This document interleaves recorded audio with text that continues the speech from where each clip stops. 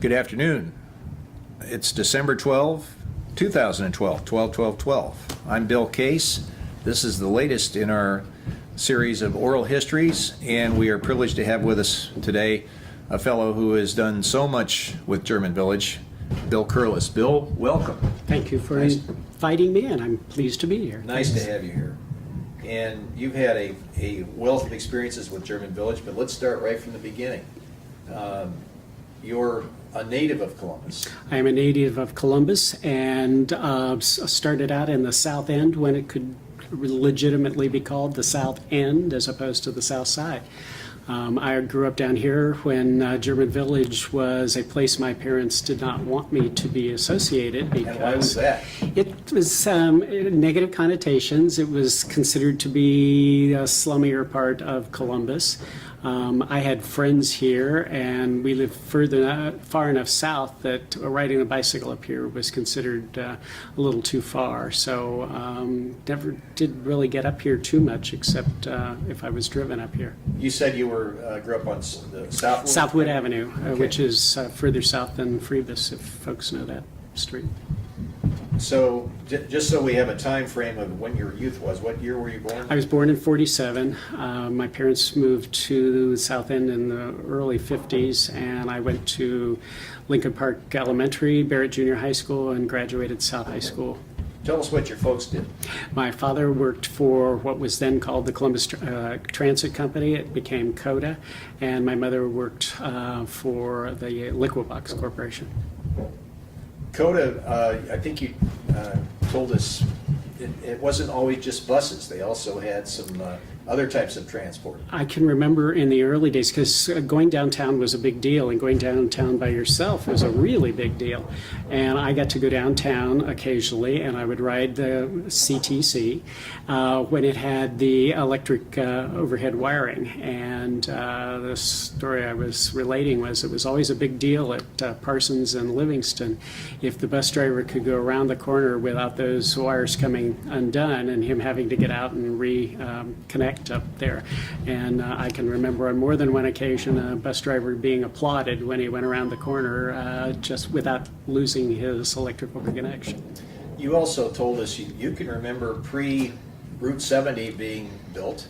Oh yeah, I remember when that was torn down, and as I said, it was a big deal, and it was a good deal.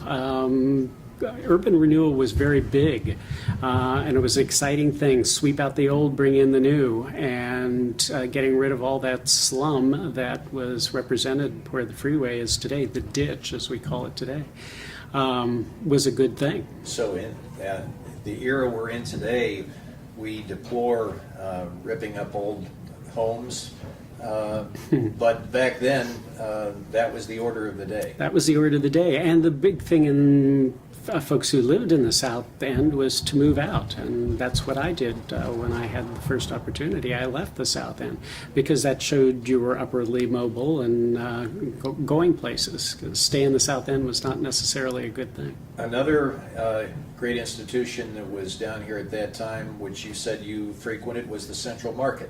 Central Market was still going strong. Saturday mornings, I went with my grandmother to the Central Market on occasion, and it was a big open market. Nothing akin to what the North Market is today. There were open stalls, and all of the fresh fruits, vegetables, meats, everything were for sale right there. And where is that located? It's where the bus company is now. That whole block was Central Market. Was there a great hue and cry against eradicating that building when the time I don't came? remember. Again, I would have been relatively young when that happened, probably not paying a whole lot of attention. I can remember my folks being upset about it because that's where they shopped. But if there was a hue and cry in the city, I wasn't aware of it. You graduated from South High School. South High School in 1965. And where'd you go to college? I went to the Ohio State University, which wasn't called the Ohio State University at that time.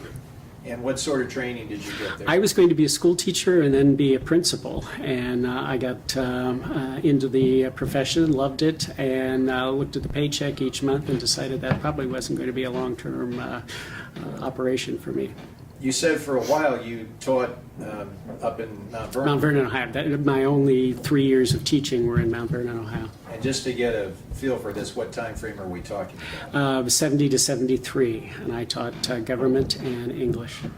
And you told us that you commuted from the north side of Columbus at that I time? moved as soon as I could get away. I moved to the north side of Columbus to get out of the south end, and then I commuted because Mount Vernon was just a little too small and a little too quaint for any kind of activities, plus I was still involved in so many things down here. And one of those things you became involved at in a fairly early age was the political world. I was involved in the political world from basically from birth. My aunt on my mother's side was very active in the Franklin County Republican Organization, and so from early years I can remember sitting at the dining room table stuffing, stamping, and sealing envelopes, sending out the slate cards and other political communications. But that led to other things. I have been involved ever since then. I got my first job was with the prosecuting attorney's office, working part-time as a file clerk, and I worked my way through college by working in the prosecutor's office, and then in '73 became a full-time employee and the executive director of the prosecutor's office, which I retired from 25 years later. That was George Smith, George Curtis Smith, who the later was prosecuting became a federal judge. C. Howard Johnson, who later became a common pleas judge, was my first boss, and then George was appointed as his successor, and one of my first campaigns was the 1970 campaign for prosecuting attorney to elect George Smith. And my understanding is, although you weren't living in German Village, you were getting to know people there largely through these political connections. I still had friends down here from many days, from political and as from old school days, and so I was down in the village a lot. It was very close to the courthouse because the old courthouse was there then, and we would have after work drinks, cocktails, dinner, lots of parties and things were in restaurants here in German Village, was within walking distance. So I maintained my friends down here and relationships down here. And one friend in particular you mentioned who was and is active in Republican political circles is Mr. Tebow. Mr. Tebow, Don Tebow, and I have been friends for many years. We started out as political enemies and on a riverboat in the Mississippi River, which is an entirely different story. We became good friends and have been so ever since. And Don, of course, was John Kasich's chief of staff in Congress for many years and is now still very politically active. And so I've been involved with him for all those years.